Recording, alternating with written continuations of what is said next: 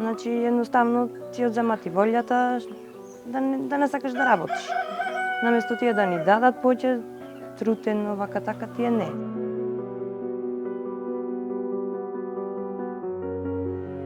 Оти земјоделието е најмачно.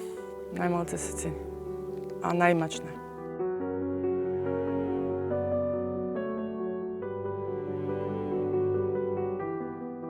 Да.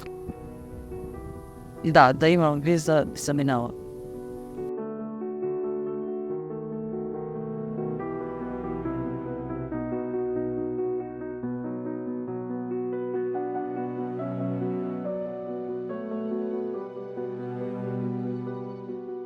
Па од 10 години ме носат. Скоро 30 години се занимавам со тоа.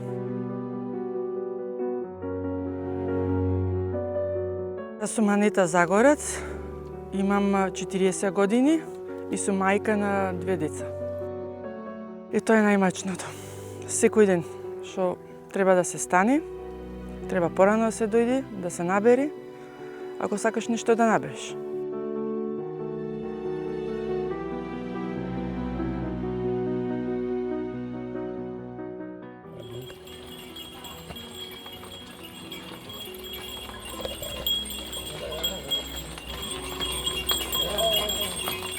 Тринаесет години од кога сум мажена во село Милошево. И треба рано да станеш, да средуваш овци, деца, тутун, мачно, али убаво.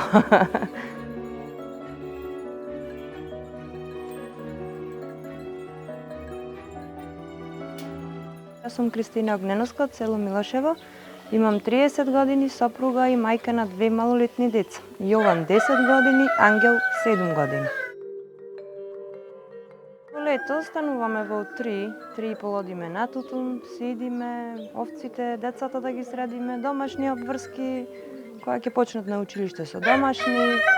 Во зимскиот период има доста работа кај овците, значи стануваме зоб, јагнина, сено, гној копаме, значи се. Во зима има повеќе работа отколку во летниот период. Инаку сум земјоделка, цели 10 години сум осигурана, а работам многу од мала. Значи потекнувам од земјоделско семејство, што мала сум одела на нива, моите родители се занимавале со лозарство претежно и доста не носеле од мали на лозите. Јас сум Славица Маркова, од Градско, 92 години. А животот на село порано беше многу добар, сега е малку потешко. Зошто земјоделието више не оде добро. Значи, тешко е да обстанеш само на земјоделие. Климатските услови многу влијаат на лозарството и не само на лозарството, влијаат и на другите култури.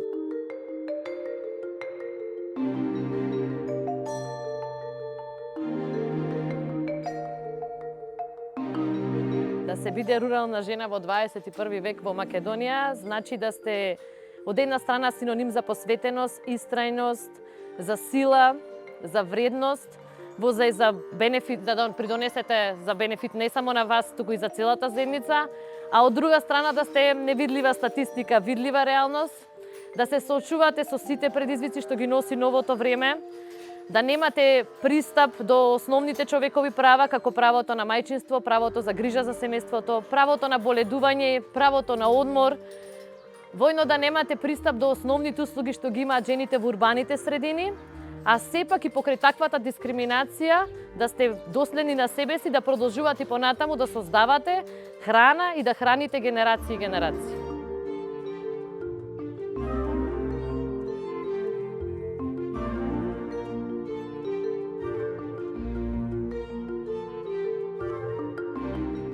Најнапред сметам дека треба да имаме комплетна реформа на начинот на регулирање на земјоделството во државата, што секако ќе има бенефит за сите земјоделци, меѓутоа оваа ситуација непропорционално потешко влијае на жените. Например, немаме ние единствена законска дефиниција за тоа што е земјоделец. Немаме податоци врз основа на кои треба да се креираат политики. Државата кажува дека помогнува, само тоа не е доволно. Значи тоа е минимално нешто што државата ни го дава.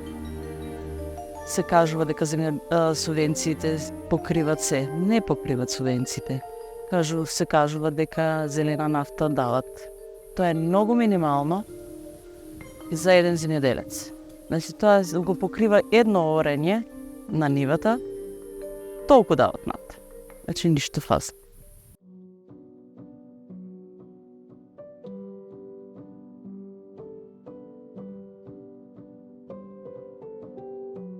И тогаш немаше породилно отсуство, но и сега нема породилно отсуство, но тешко е.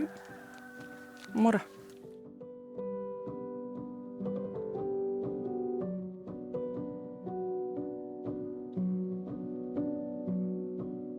Истата работа, значи и како сега, така тогаш. Немав породилно отсуство, некој не ми спомна, не ми понуди такво нешто.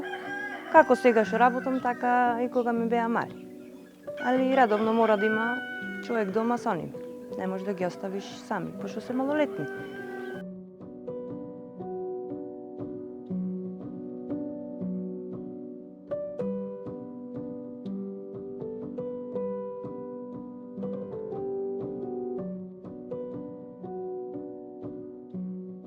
Системско решение се уште нема. Ние тоа го воочивме и токму затоа иницииравме како институција дека навистина овој проблем треба да се реши. Сите заедно заклучивме дека не ни треба да го чекаме системското решение. Знаеме какви процеси кај нас се носат решенијата и колку оваа тема може да се наметне, меѓутоа ние како министерство направивме се за да покажеме дека има жени кои што живеат во руралните средини, кои што се регистрирани во нашиот регистар, кои што плаќаат придонеси по закон за пензиско и инвалидско осигурување, но кои што не се вработени и ги немаат истите права како што ги имаат жените кои што работат и се ги покрива законот за работни односи, особено кога збориме за надоместокот за мајчинство. И навистина тоа е една многу голема дискриминација, би рекол. Критикувавме програмата заради тоа што незиното донесување оневозможува ние понатаму да застапуваме со министерствата и министерствата да ги убедиме да работат на системско решение. Бидејќи во нивните очи ова е веќе решен проблем. Жените имаат некакво право на породилно отсуство, што секако не е право на породилно отсуство, него се еден вид на социјална помош на земјоделки кои што раѓаат деца. Првен, сумата во програмата е многу ниска. Жените добиваат 81.000 денари, што е 9.000 денари месечно, рамно на социјална помош. И тука имаме и други тука имаме и дополнителни критериуми кои што треба да ги исполнат, со што се ствара дискриминација. Значи, програмата предвидува дека семејно земјоделско стопанство во кој што членува жената треба да остварило финансиска подршка согласно програмата за финансиска подршка во земјоделието за 2021 година во износ од најмалку 100.000, односно 300.000 денари. Прашањето ми е како на оваа програма ќе аплицира земјоделка која што била регистрирана во 2022 година, помлада жена, се регистрирала како индивидуална земјоделка во 2022 година, а останала бремена во 2023 година, нели сега кога се спроведува оваа програма.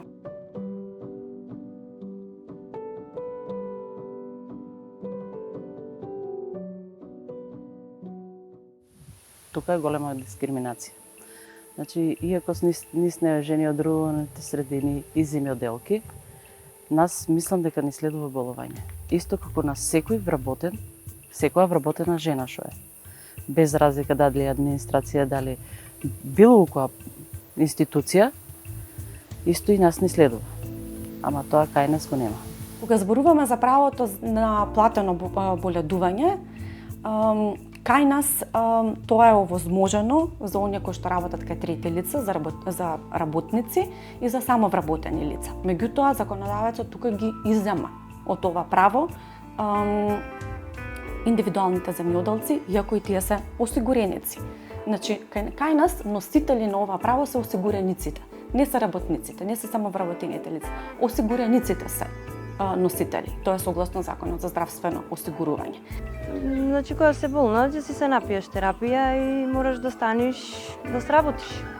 Значи, еве и дете да ти е болно, трчаш да го несиш на доктор, за да се вратиш побрзо да си сработиш дома работата.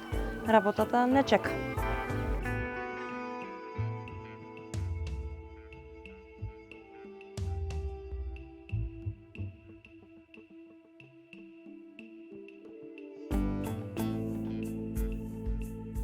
Дома ги чуваше свекрва ми, негош ги носевне, ако бевне покасно дојдени, ама деца ко деца ќе си поигра, ќе сака за дома, помале беа, така главно мачни беше.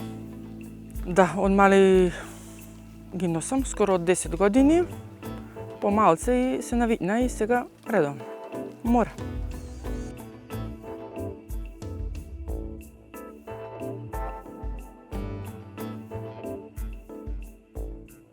Па во последниве години топ тема ни е баш да се намалува родовиот јас и да се обезбедат еднакви можности за мажите и за жените, да може да се оттрнеме од таа стереотипизација, таа поделба на родовите улоги во домот и во работата, особено во руралните средини.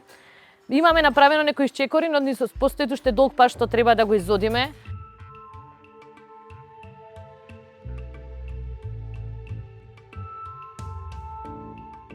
Самата клима оваа година имаше многу пламењачта фати, значи од болестите ги фатија доста лозињата, што доста родот се преполови. Доста род се исуши. Сега моментално па во Градско и немаме вода. Настана хаваријата во Трстеник. Спукна цевката на каналот, што значи дека немаме наводнување. И тоа уште потешко е за нас земјоделците. Почна да се суше родот, праските сакат вода, тие исто така не растат без вода, се сушат и немаме добар квалитет. По куќа, да поручек, ручек, низ дома да се сработи, друго пак се седнува да се нижи, после низите да се средат и ред други работи. И другиот ден пак истото.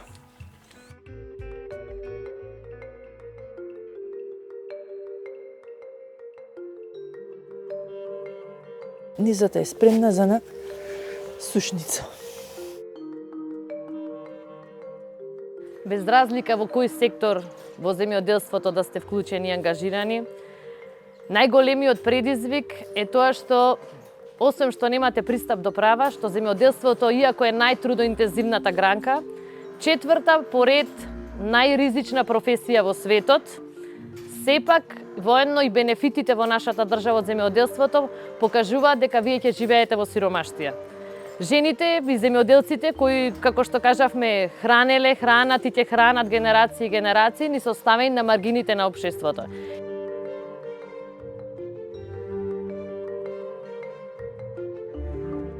Лошото е во оваа работа што цела година работиш, еднаш пари земаш.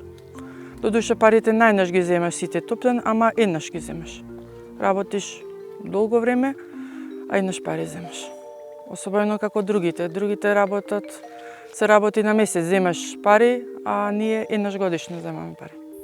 Предходните 15 години грозито не е покачено. Значи таа е цената.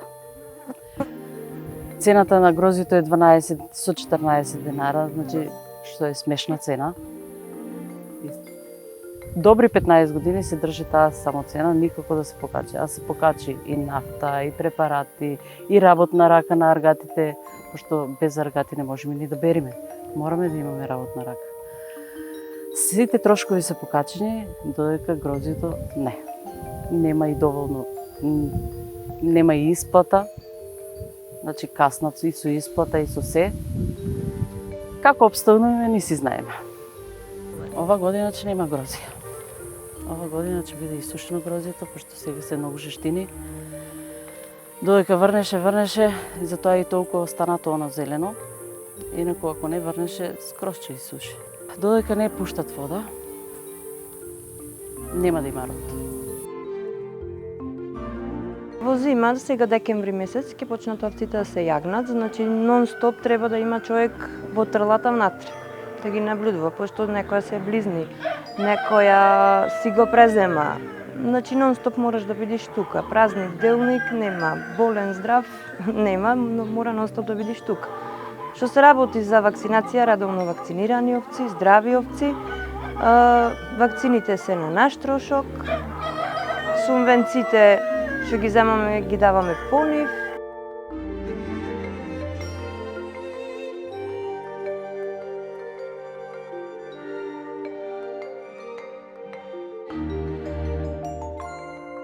Нема превоз, нема автобус, немаме вода. Како прво, одсечени сме од се, од град, од општина, никој ништо не ни помага. Сами си избушивме вода, 53 метра, за да можеме да ги снабдиме овците, за домаќинство, за хигиена, за тоа.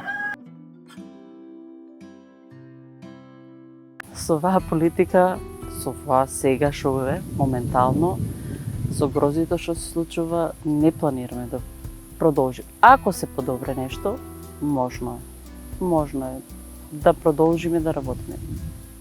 Инаку, тешко. Ништо нема сменато, се е исто. Субвенции што земавме за женско јагне, не ги скинаја, која ќе направи година женското јагне, тогаш не следува субвенции. Сирењето дома сами си го правиме, рачно молзиме, рачно гној копаме, значи се рачно правиме. Никој тоа не ни го цени. Нема ли бел ден?